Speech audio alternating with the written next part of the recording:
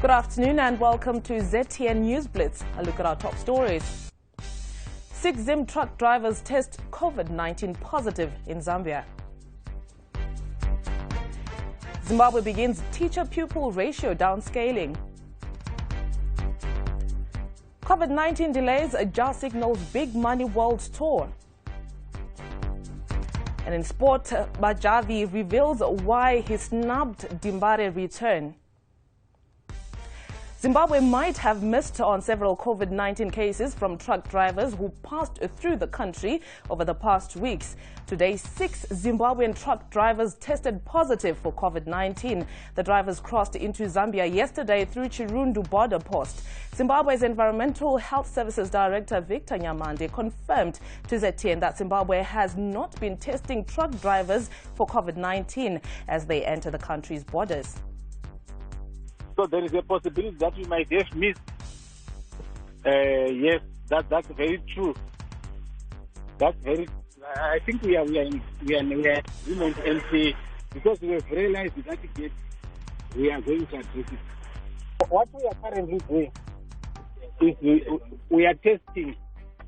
In fact, we are measuring their temperature, and what we are just kushandisa so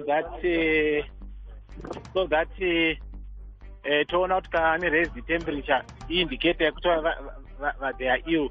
We make further investigations, but we have realized that other countries like Zambia, they test each driver they pass through their border. And what we are going to do, we are resolving. We are trying to ensure that we test all the drivers that pass through the country. In an attempt to decongest schools and resume studies, Zimbabwe's Primary and Secondary Education Minister Kane Matema says government is working on downscaling the teacher-to-pupil ratio. This is meant to create an optimal atmosphere to contain the COVID-19 in learning institutions. Zimbabwe's current teacher-pupil ratio stands at 1:70, which means one teacher is handling an average of 70 learners. ZTN correspondent Rune Sugwindi gives us more. Government has embarked on the downscaling of the teacher-pupil ratio to enable smooth learning and maintenance of social distance that is aimed at containing the menacing coronavirus in schools. Speaking during the launch of the personal protective equipment in Masvingo on Thursday, the Minister of Primary and Secondary Education, Ambassador Kane Matema, said government was in the process of reviewing down the ratio to a manageable 1:30. In preparation for the release of 10 and 20 Zimbabwe dollar banknotes, government has gazetted SI 103A of 2020, promulgating designs of the currency gazetted last night. The development is anticipated to increase money supply and help curb the prevailing cash shortages. Until now, the highest denomination was a 5 Zimbabwe dollar banknote. ZTN correspondent Ndaka Majaka has more. The Reserve Bank of Zimbabwe has said that the 20 and $10 notes issued last night through statutory instrument 103A of 2020 are expected to start circulating next week. The $10 note is expected to hit the streets on Tuesday, while the $20 note is expected in circulation during the first week of June. The notes features are expected to be released before the notes hit the street. Meanwhile, the Reserve Bank also revised upwards the country's withdrawal limit from the current $300 to $1,000. We come back to you in the studio. Following a landmark pronouncement by the High Court that the Reserve Bank of Zimbabwe Exchange Control Directive converting sums in accounts originally designated in US dollars into Zimbabwe dollar-denominated accounts was unconstitutional, ZTN spoke to lawyer Tendai Biti on the judgment's implications. He is the attorney who represented litigants.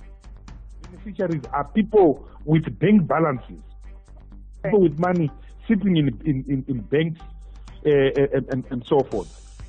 He pointed out that the judgment empowered Zimbabweans to challenge all legislation converting any balance of any money that was in US dollars but suddenly converted into local currency. The other citizens have now been empowered. They've now been empowered to challenge 142, to challenge 33, to challenge the Finance Act now. So that's why that judgment is so important, because the first legal pronouncement by a court of law in Zimbabwe that the actions of the Reserve Bank and the actions of the government in waking up and changing currencies and letting that apply retrospectively to the prejudice of people's values and wealth and property is unconstitutional. So that's why it's such a fundamental judgment. The African Development Bank has approved a $13.7 million United States grant to finance Zimbabwe's COVID-19 response. This follows a request from the Zimbabwe government. The money is aimed at mitigating the impact of the COVID-19 pandemic on a country which is facing a number of economic and social challenges. 15 high-density urban suburbs in Harare, satellite townships, and targeted health facilities in other areas across the country are set to be prioritized under the facility. Moving on, residents of Bulawayo, Zimbabwe's second largest city, will now receive running water only once a week as the city grapples with one of its worst water crises in the recent history. This is after the local authority decommissioned one of the city's supply dams, Lower Ncema Dam.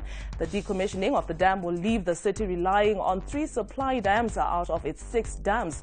Upper Ncema and Umzingwane dams were decommissioned last year, and the latest development leaves Bulawayo with Insiza, Inyaguni and Majabvi dams for water supply.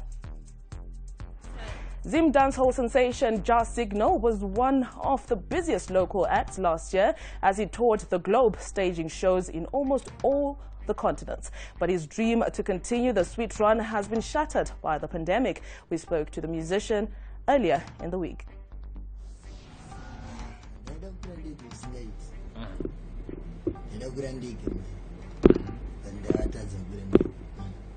Australia, South Africa, Zambia, Botswana, America, England.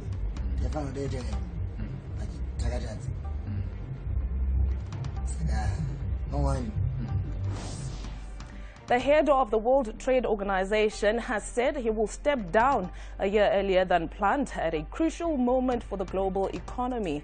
Roberto Azevedo's surprise departure comes as the WTO faces the impact of the coronavirus pandemic and criticism from U.S. President Donald Trump. Global trade has slumped and the world is braced for the worst downturn since the Great Depression. Meanwhile, Mr. Trump has accused the body of treating America unfairly. In sport, beginning of 2019, all was set for Justice Majabvi to appear for Zimbabwe Giants Dynamos one more time. It didn't happen as planned. Now Majabvi has explained why. I could have returned to Dynamos, but things came up another way. I had so many things to do that time, and I decided to just start a little bit, and after I will see it. And also it was another way of giving chance to the upcoming players. Could Zimbabwe Sables prop Cleopas Kundiwona be the next Tendai Mtawarira? Well, everything is pointing to that at the moment. Here's a video he uploaded recently to show he is a real beast. I'm my best chance on my worst day. I'm going right now. 1, 2, 3, 4. Back against the wall, a one-man riot. Hold my ground and declare my defiance. Hold my ground and declare my defiance. Losses made due to postponement of the Tokyo 2020 Games could affect the 2021 Games. Organizing Committee CEO Toshiro Muto has said when the Games are held next year, there may not be the same conventional Olympic and Paralympic Games. He hinted that there will be cost cuts everywhere. And on that note, we've come to the end of News Blitz. Pleasant weekend.